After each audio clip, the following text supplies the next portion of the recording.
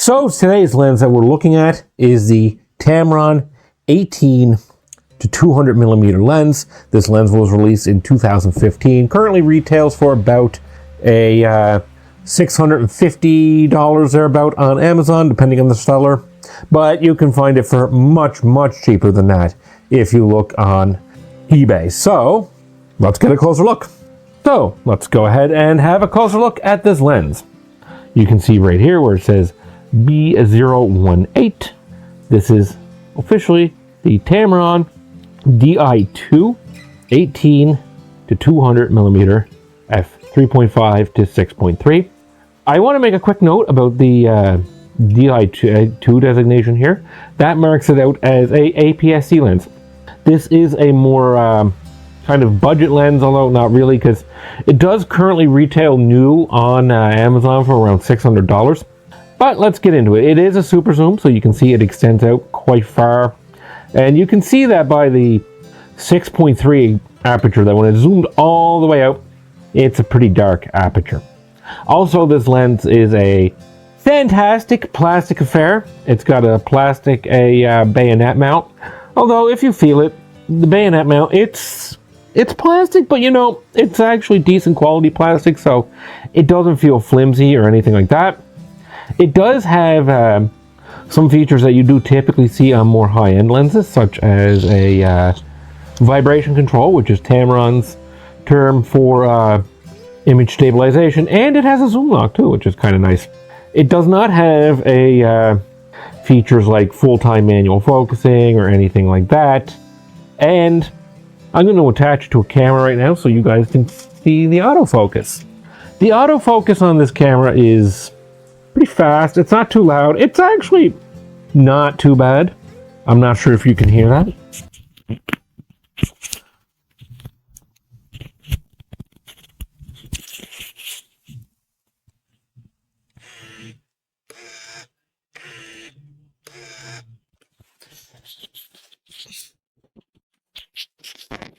It does focus decently fast, and with reasonable accuracy. So now, time to show you how it performs in the field. And we're out here for a little bit of field testing now. You can see here that it is a pretty snowy day, but you know, we can work with this. You know. You get interesting shots in the snow. Plus, you know, it's Canada. Yeah. You gotta get used to it. So, here I have the Tamron lens. It is mounted on a Canon Rebel T1i, which I suspect would be, you know, pretty representative of the kind of body a lot of you guys would use a lens like this on. After all, this lens is that we're testing today is the EF mount. So without any further ado, let's get to her.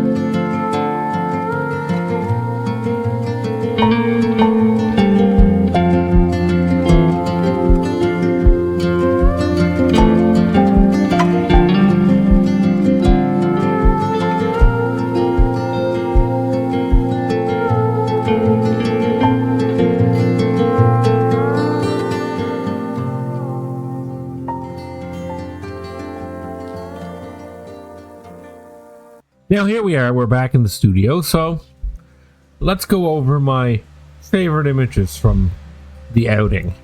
This one here is one of my favorites, and this kind of style right here, this is where a super zoom really shines.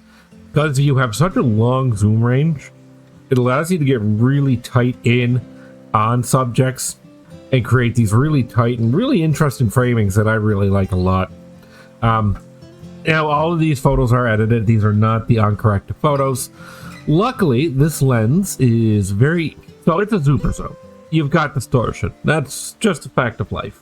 When you're talking about such a long zoom range of like 18 to 200 millimeters, there's compromises in the optical design. And that's true with any super zoom. Now, the lucky part with this particular lens is that all of the corrections are in the lens fund database, so if you're using Darktable, it's actually pretty easy to do. So this image here is corrected, and you can see that because it's corrected, the distortion's not too bad. The sharpness is good. I took this picture around f8, with a shutter speed of about 1/200th.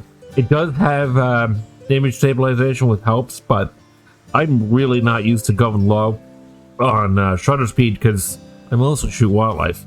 All in all, though, this is a decent photo that I like quite a bit. Now, the other thing I want to talk about here is the bokeh.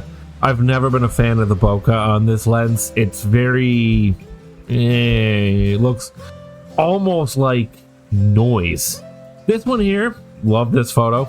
In case you're wondering about like the scratches on the statue and stuff like that, yeah, that's what it looks like. Frankly, these statues have not been very well taken care of, even though they still look quite nice. Again, though, much the same as the other photo, it does really well where you can really tightly zoom in and crop in on your subjects. That's what I love about super zooms. When I first got this lens, I used it for about 6 months constantly. Now here we have it in a little bit of a wider angle. You can see here that the center sharpness is very good, and the sharpness off into the corner, well, you know, some of the names on the headstones are still quite readable, which is quite good. This is another photo that I really like, although I had to try several times to take this one because it kept missing focus. I'm not sure if that was the camera or the lens, to be entirely honest, because that camera has a terrible autofocus, to be honest with you. And I could have done a better job with the framing on this one and the bokeh kind of, yeah, it's very anxious. Now this is one that I wanted to get into because I want to show you guys one of the great flaws with this lens.